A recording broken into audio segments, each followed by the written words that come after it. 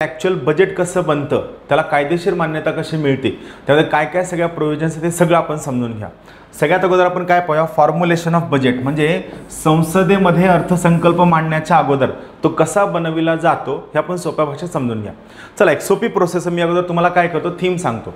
काय असतं, ऑक्टोबर नोव्हेंबरमध्ये म्हणजे जवळपास दिवाळीनंतरच्या महिन्यात किंवा दिवाळीच्या आसपासच्या महिन्यात वित्त मंत्रालयाकडनं जे सगळे प्रशासकीय मंत्रालय आहेत, या सर्व प्रशासकीय मंत्रालयांना एक क्वेश्चनर म्हणजे प्रश्नावली पाठवली जाते। प्रश्नावली, या प्रश्नावलीमध्ये हे जे सर्व ऑफिसर्स आहेत त्या रिस्पेक्टिव्ह मिनिस्ट्रीमधले, खास करून सचिव लोक, त्यांचे वित्त ऑफिसर्स आणि एक महत्त्वाचा ऑफिसर असतो ज्याचं नाव आहे ड्रॉइंग अँड डिस्बर्सिंग ऑफिसर। दोन शब्द आहेत, ड्रॉइंग, ड्रॉ म्हणजे ड्रॉ करणारा किंवा पैसे विथड्रॉ करणारा किंवा पैसे काढणारा, आणि डिस्बर्सिंग म्हणजे जे पैसे काढलेले ते पैसे वाटणारा अधिकारी। तर या अधिकाऱ्याकडे ही प्रश्नावली जाते। मग त्या अधिकाऱ्याला विचारलं जातं की मागच्या वर्षी तुम्हाला किती पैसे मिळाले होते, हे पैसे तुम्हाला कोणत्या कोणत्या हेडच्या अंतर्गत मिळाले होते, हे पैसे तुम्ही कुठं कुठं खर्च करणं अपेक्षित होतं, तुम्हाला कुठं कुठं पैसे खर्च करायला मिळालेत, तुम्ही कसे कसे पैसे हे खर्च केलेत, हे सगळंच्या सगळं तुम्हाला विचारलं जातं। आणि हे सगळं जे तुम्हाला विचारलं गेले, या विचारलेल्या गोष्टीवर तुम्हाला सगळं फॉर्म भरायचा असतो आणि हा फॉर्म तुम्हाला समोर पाठवायचा असतो। आता पहा, बेसिक गोष्ट काय आहे, हे सगळे प्रश्नावली भरत असताना एक इंटरेस्टिंग गोष्ट आहे। तुम्ही बघा, ज्यावेळेस तुम्ही परीक्षेची तयारी करत असता आणि तुम्हाला घरून मोजके पैसे येत असतात, बरोबर आहे, आपल्याला माहिती आहे आपण मध्यमवर्गीय घरातील आहोत, आपल्याला काय खूप असे वारेमाप भरपूर असे पैसे येत नसतात, आपल्याला येणारे पैसे कसे असतात, मोजके असतात, लिमिटेड पैसे असतात, बरोबर।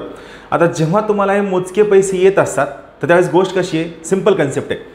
तुम्हाला पैसे हवे असतात 5,000, बरोबर आहे, पण तुम्हाला माहिती आहे जर मी आईला 5,000 रुपये मागितले तर मला 5,000 नाही मिळणार, मला किती मिळणार आहेत, मला मिळणार आहे 3,000 4,000। मग तुम्ही सुरुवातीलाच काय करता, तुमचं बजेट जास्त सांगता, तुम्ही सांगता की यावेळेस असं लॉक टेबल घ्यायचं आहे, आणखीन असं असं घ्यायचं, तसं सगळं घ्यायचं आहे, नोट्स हव्या लागणार आहेत आणि सिलेबस बदलल्याने 2-3 पुस्तकं नवीन घ्यायची आहेत, त्यामुळे मला पैसे लागतील 8,000, हे तुम्ही आईला सांगता किंवा घरच्यांना सांगता।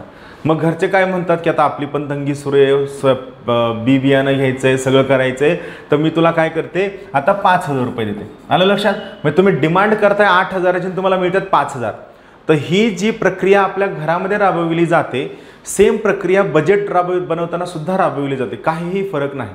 मग काय असतं, मी तुम्हाला एक सिंपल स्ट्रक्चर दाखवतो। पहा, हे एक मंत्रालय आहे, बरोबर आहे, या मंत्रालयामध्ये 3 विभाग आहेत, विभाग 1, दुसरा आहे विभाग 2, डिपार्टमेंट 2, तिसरा आहे डिपार्टमेंट 3, बरोबर। आता या मंत्रालयाला माहिती आहे की मला या वर्षामध्ये जवळपास 400 रुपये मिळणार आहे, 400 रुपये, आणि हे सगळ्या विभागांना माहीत असतं की आपल्या जो मेन बॉस आहे, मंत्री, याला 400 रुपये मिळणार आहे, बरोबर।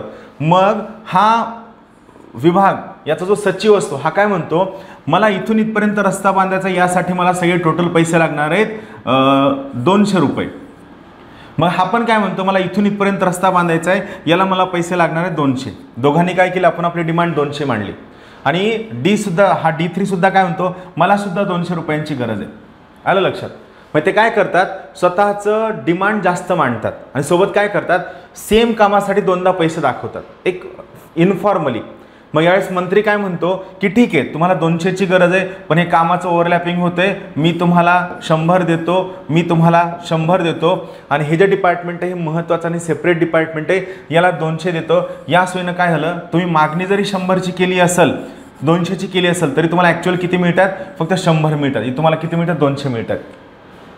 आलं लक्षात? म्हणजे तुम्ही कितीही पैसे मागितले तरी तेवढे पैसे तुम्हाला लगेच मिळतील याची शाश्वती नसते, याची गॅरंटी नसते। तुम्ही कितीही पैसे मागितले तरी ते पैसे तुम्हाला लगेच मिळतील याची शाश्वती नसते, याची कसलीही गॅरंटी नसते, ही सगळ्यात महत्त्वाची बाब। आलं लक्षात? आणि यामुळे मग काय होतं, तुम्हाला 400 रुपये हे या पद्धतीनं मिळतात। मग मला सांगा, या ठिकाणी यांची जी मागणी आहे, या मागणीला कॉन्सॉलिडेट करणं, यांना सेटल करणं, हे कोणाचं काम असतं, हे त्या मंत्र्याचं काम असतं, या मंत्र्याच्या सचिवांचं काम असतं। तर हे कॉन्सॉलिडेशन आणि सेटलमेंट म्हणजे ऑक्टोबर नोव्हेंबरमध्ये काय असतं, हे सगळे क्वेश्चनेर वित्त मंत्र्याकडनं या प्रशासकीय मंत्रालयांकडे येतात, हे सगळे आपण आपल्या मागण्या त्यामध्ये मांडतात, त्यांचं कॉन्सॉलिडेशन होतं, सेटलमेंट होतं, मग या सगळ्या मागण्या वित्त मंत्र्यांकडे जातात। आता वित्त मंत्र्यांकडे जाताना पण काय असतं, समजा हे वित्त मंत्री आहेत, बरोबर आहे, मग या वित्त मंत्र्यांना हे संरक्षण मंत्रालय आहे, त्यानंतर हे शेती मंत्रालय आहे, कृषी मंत्रालय, त्यानंतर हे रसायने मंत्रालय आहे आणि शेवटचं आहे रस्ते मंत्रालय, बरोबर आहे. हे 4 मंत्रालय आहेत. आता समजा वित्त मंत्र्यांकडे आहेत एकूण 1000 रुपये, बरोबर आहे. म्हणजे 4ही लोक काय करणार, त्यांच्याकडनं असे पैसे मागणार की जेणेकरून त्यांनी जास्त पैसे मागतील आणि त्यांना जेवढे हवे तेवढे पैसे मिळतील. ही प्रोसेस दरवर्षी चालते. फक्त इथं काय असतं, नॉर्मली तुमच्या मंत्रालयाच्या अंतर्गत जेव्हा हा वाद सोडविला जातो त्यावेळेस मंत्री बॉस असतो, त्यामुळं मंत्री जे म्हणाल ते फायनल असतं, बरोबर आहे. पण या ठिकाणी कसं असतं, इथं वित्त मंत्री समजा अरुण जेटली आहेत, पण खालचे संरक्षण मंत्री हे खूप जास्त स्ट्रॉंग आहेत, पॉप्युलर आहेत. म्हणजे समजा किंवा इथं शेती मंत्री हे सुद्धा खूप जास्त स्ट्रॉंग आहेत, पॉप्युलर आहेत. मग अशा वेळी वित्त मंत्री सरळ सरळ त्यांना नाही म्हणू शकत नाहीत, का त्यांचं वजन असतं. अशा वेळी मग पंतप्रधानांना हस्तक्षेप करावा लागतो आणि याचं कॉन्सल्टेशन होतं. हे कॉन्सॉलिडेशन झाल्यानंतर मग शेवटी हे जे बजेट तयार झाले, हे तयार झालेलं बजेट कॅबिनेट मिटिंगमध्ये मांडलं जातं.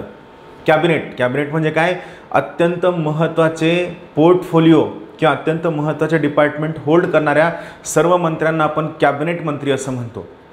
मग हे जे आपलं बजेट आहे, हे बजेट आपण त्या ठिकाणी काय करतो, त्या कॅबिनेटच्या मीटिंगमध्ये मांडतो. मग कॅबिनेटच्या मीटिंगमध्ये या बजेटला मान्यता मिळते आणि बजेटला मान्यता मिळाल्यानंतर मग हे बजेट संसदेमध्ये मांडलं जातं.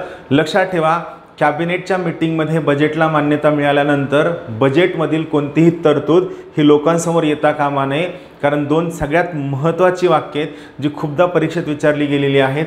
पहिलं महत्त्वाचं वाक्य आहे, budget is a secret document. अर्थसंकल्प हे गुप्त डॉक्युमेंट आहे. आणि दुसरं महत्त्वाचं वाक्य आहे, budget is a property of parliament. अर्थसंकल्प हा संसदेची प्रॉपर्टी आहे, ज्यामध्ये जोपर्यंत संसदेकडे संसदेकडे ते बजेट जात नाही तोपर्यंत ते पास होऊ शकत नाही. 2 वाक्य लक्षात ठेवा, budget is a secret document आणि दुसरं वाक्य आहे, budget is a property of the parliament. ही 2 सगळ्यात महत्त्वाची वाक्य आहेत. तुम्हाला प्रोसेस कळली.